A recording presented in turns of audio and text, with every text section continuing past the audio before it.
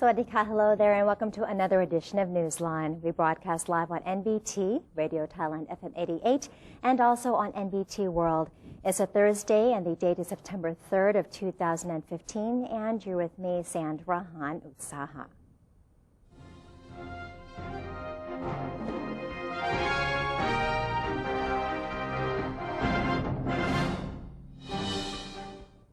Welcome to today's segment of Thailand Moves Forward. In our first story for you, Prime Minister General Prayut Chan-o-cha has attended a meeting in Tak Province to push for its development of special economic zones, or SEZs, that border Myanmar. The Prime Minister met with local officials and private sector representatives to address potential obstacles that could stall the government's target of 100 billion baht in cross-border trade between Thailand and Myanmar.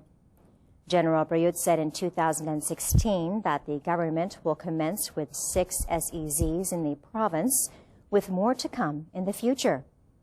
Trade between Thailand and Myanmar is currently worth 50 billion baht. The government hopes to double this figure to 100 billion baht in the near term and quadruple it to 200 billion baht in the long term. After the meeting, the Prime Minister inspected the province's 9 products under the One Tambon, One Product program and pushed for more marketing channels. Deputy Prime Minister and Defense Minister General Prawit Wongsuwan is visiting China from September 2nd to September 5th at the invitation of the Chinese government, hoping to tighten security and economic ties. Deputized by Prime Minister General Prayut Chan-o-cha, General Prawit left Bangkok for China on Tuesday for a 4-day visit. He was accompanied by Deputy Minister for Defense General Udomdet Sitabut and National Security Council, or NSC Secretary General Anusit Kunakon. Prior to his departure, General Prawit said he would pay a courtesy call on the Chinese Premier on behalf of the Thai Prime Minister, as well as hold discussions and exchange opinions on national security with high-ranking officials of China. He went on to reveal that he would also be following up on government-to-government rice agreements between the two nations. Under the agreements, China is obliged to import 2 million tons of rice and 200,000 tons of rubber from Thailand. Deputy Prime Minister Prawit is scheduled to return to Thailand on September 5th. According to the Royal Thai Police, fingerprints found on bomb-making materials match the fingerprints of the second Ratchaprasong suspect, who was arrested on Tuesday while trying to cross the border into Sakkel's Aranyapratet. Spokesperson of the National Council for Peace and Order, or NCPO, Colonel Winthai Suwari, said the recent NCPO meeting had agreed to provide additional compensation to victims of the deadly Ratchaprasong explosion that killed 20 and injured scores of people. He added that Prime Minister attached to the Prime Minister's office, Mamlong Panatda Disakun, would be presiding over the compensation presenting ceremony. In addition to that, a sum of money under the Together We Can campaign initiated by the Bangkok Metropolitan Administration, or BMA, will be given to families of the deceased and the injured. In the meantime, police spokesman Police General Prawut Thawansiri disclosed that fingerprints of a foreign man arrested at Thailand's border with Cambodia matched those found on a bottle containing bomb-making materials. The bottle was among many items seized during a raid of an apartment in Nong Chok district of Bangkok, where another suspect was arrested as part of the investigation into the deadly bombing at Erawan Shrine. At this initial stage of the investigation, Police General Prawut refused to confirm the nationalities of the 2 suspects, but said it was believed both of them had been using forged documents. Privy Council President General Prem Srinathunanon urged students and officials in public administration to carry out their duties with sincerity and to work towards building confidence in the public sector. General Prem spoke during the 60th anniversary ceremony of the Institute of Public Administration of the National Institute of Development Administration, or NIDA. He said the public sector must work to accommodate a growing modern society and called for the preservation of Thai language in everyday use. He also criticized populist policies as weakening the country by creating a society that relies on government handouts.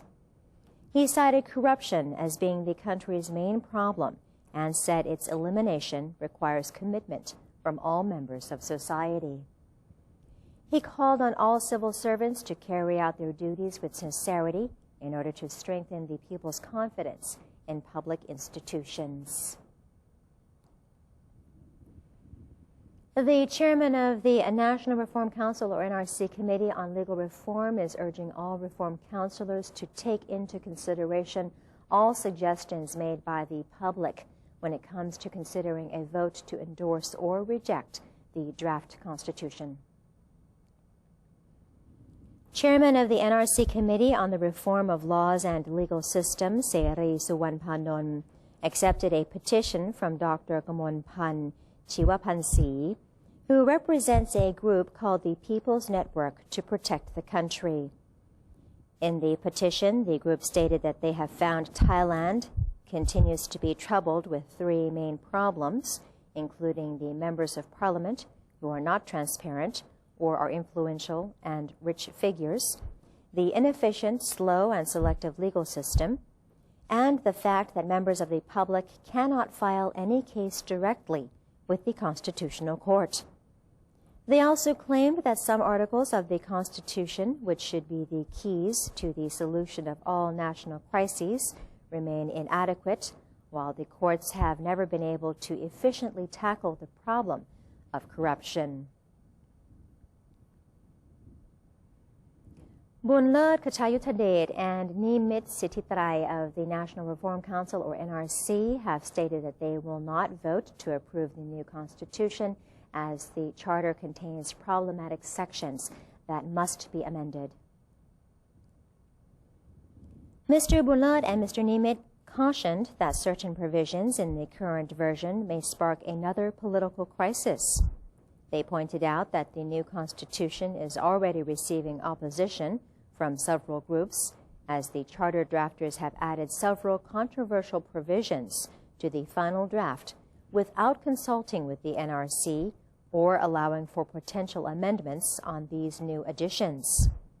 They added that many of the new committees and mechanisms that will be set up lack clear definition of their scope of power, while their functions and the justifications behind their establishment are not understood by the majority of the public. A meeting of government agencies and state enterprises has been held to improve their provision of services for the people following criticism by the Prime Minister. Minister to the Prime Minister's office, Mamluang Panatadisakun, called an urgent meeting with executives of related government units and state enterprises at Government House. The purpose of the meeting was to discuss the establishment of the Government Easy Contact Center, which will be responsible for assisting the people and ensuring their convenience when using government services. Mamluang Panatda disclosed that the discussion was prompted by Prime Minister Prayut Chan-o-cha's expression of concern to the Cabinet over reports of service users being neglected by government staff. Therefore, the minister said he needed to have a talk with all concerned bodies and give them guidelines in an attempt to improve and streamline their operations. The attendants were instructed by the minister not to adopt a condescending attitude when providing service to the people, but to always be public-minded. He said the soon-to-be-opened Government Easy Contact Center will mainly support the work of the existing public service unit in each agency, with staff to be deployed to operate a hotline and online channels for increased accessibility. The International Institute for Trade and Development, or ITD, hosted a seminar to recognize its 14th anniversary and to prepare local businesses to overcome the challenges of trade and development in a post-ASEAN Thailand. The International Institute for Trade and Development, or ITD, celebrated its 14-year anniversary by organizing an academic seminar entitled International Conference on Post-2015 Development Challenges, Implication for Trade and Development in the ASEAN Community. ITD Executive Director Gamalin Pinit Puwadon said the seminar served as an international stage for local and foreign researchers, academics, scholars, students, and the general public to exchange knowledge and ideas. The purpose of this conference is to commemorate the 30th anniversary of ITD, and we also show our activities during the past 30 years, research, training programs, and many conferences on many issues of trade and development. And for the future of trade and development in Thailand, we try to link with the issue of the world. For example, the issue of sustainable development, which is after the year 2015, there will be the goal for sustainable development goals, and we will focus on many issues. For example, for people, it means that eradicate poverty, people, planet, the world, the earth, environment, and also for the prosperity. We use the economic prosperity for our people in society, and also for peace. Without peace, there no sustainable development. And the last one is a partnership. Partnership is try to link and work together with many stakeholders in terms of promotion, development, etc. in our society. This is the key issue of the sustainable development goals. The highlight of the event was an exhibition on outstanding work from domestic and international institutes and researchers. Officials from Cambodia have visited the famous market near the government house. The advisor to the Deputy Prime Minister of Cambodia and Director of the Public Relations Department of Cambodia, Lao Sitiro, and the assistant to the One Village, One Product Secretary General, Sowan Nakri, and associated officials yesterday visited the Geographical Indication, or GI, market, quality products from Thai local wisdom to the international market event, running from September 1st to 27th of 2015 at Padung Krong Kasem Floating Market near Government House. Mr. Lao Sitiro said that all products at the event are from regions of Thailand. It shows the government has been willing to create an opportunity for local product owners to meet buyers. It would be a great opportunity if Cambodian entrepreneurs could bring their products to this event to find a new and wider market. The market is being held to help Thai geographical indication products from all regions to be better known among consumers by offering good quality GI products directly to buyers. At the event, attendees were assured that they would have a chance to taste delicious local food and to shop for high-quality products, meeting the standards of Thai GI products in a traditional Thai market atmosphere. And that is a wrap for today's edition of Thailand Moves Forward. It's time for a quick break now, but first of all, we'll have a look at the exchange rates and also the commodity prices.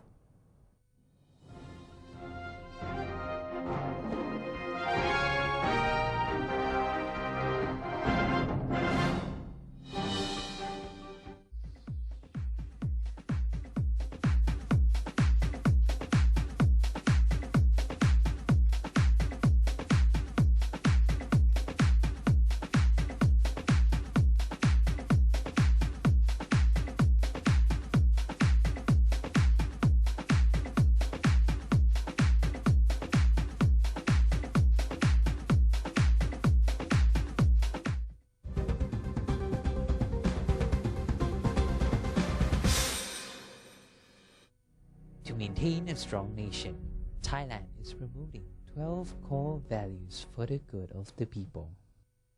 The fourth core value: seeking direct and indirect knowledge and education.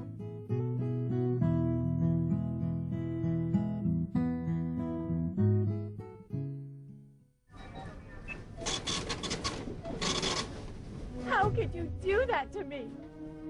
Stop it! Huh? Don't you get it? I don't need you anymore. Enough! We're through. There's someone else in my life. Say no to the past. Bring your own bag. Say no to plastic.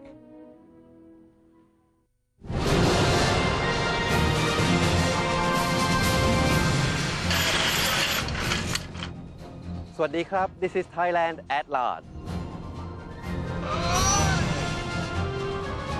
The show which is about to take you to the new experiences with the exciting stories. With charming fascination.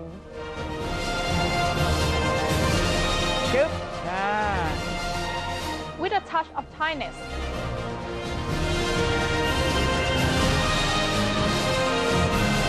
Join us on NBT World.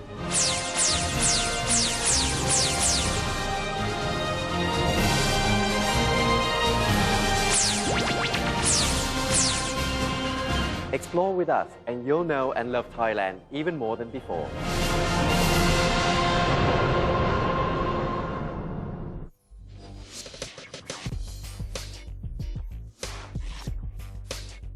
Multiple perspectives, insightful commentary on Thailand with The Insider every Sunday morning at 10:30 on NBT and NBT World.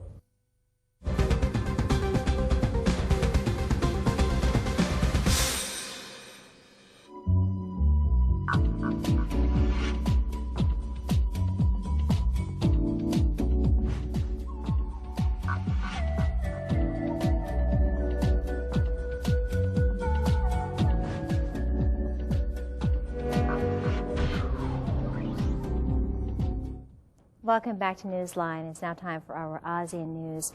Our reporter went to Laos and came across an interesting restaurant which combines the usual Thai restaurant features with those which are considered unique to Laos.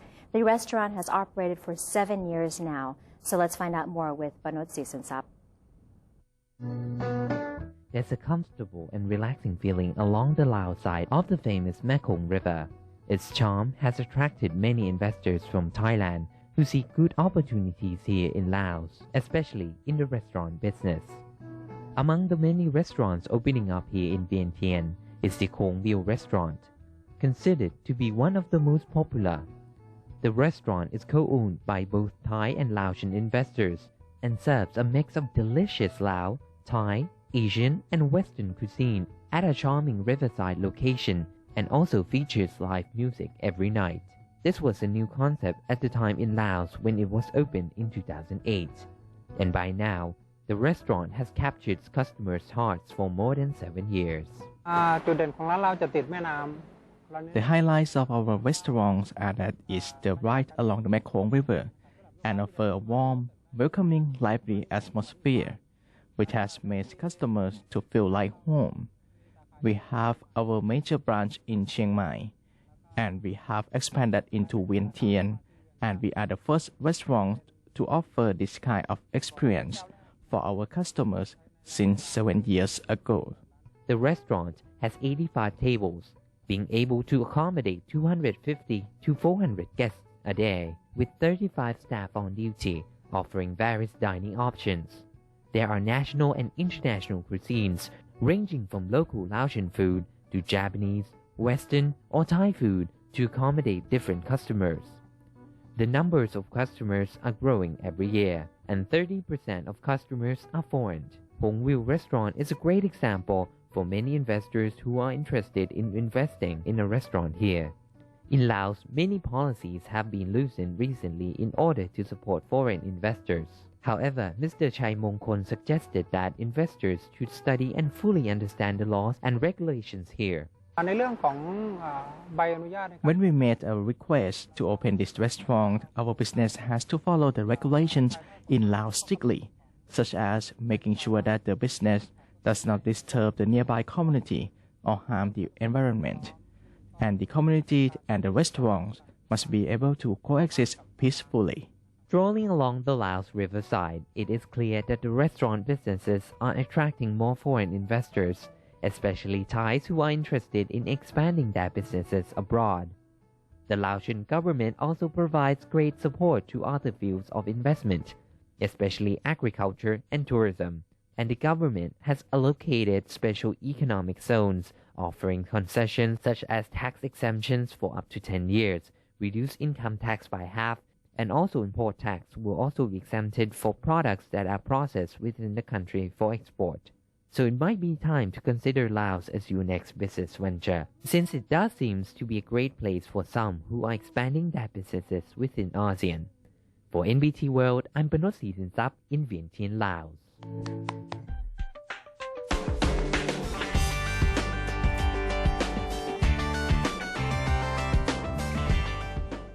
In our international news stories, hundreds of migrants resumed protests in front of Budapest main railway terminus on Wednesday, with riot police lining up on one side of the square. There were no signs of violence, but sentiment was palpably tense, with one migrant holding up a sign saying, "We are under siege." Earlier, migrants briefly blocked a main road at the terminus. Several migrants were seen escorted to a police van and driven away. Police also escorted a small group to a train which police said would take the migrants to one of the refugee camps set up in Hungary. Chaos this week at the station in the Hungarian capital has become the latest symbol of Europe's migration crisis, the continent's worst since the Balkan Wars of the 1990s.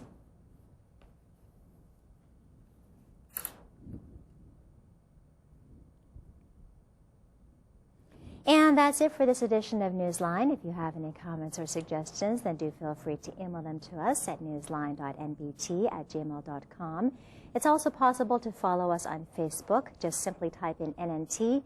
And, of course, take the time to check out our website at thainews.prd.go.th/en. We're going to say goodbye today with footage of a British museum celebrating 3 generations of Japanese manga. I'm Sandra Hanut Saha for Newsline. Have a great day. Sawadee ka.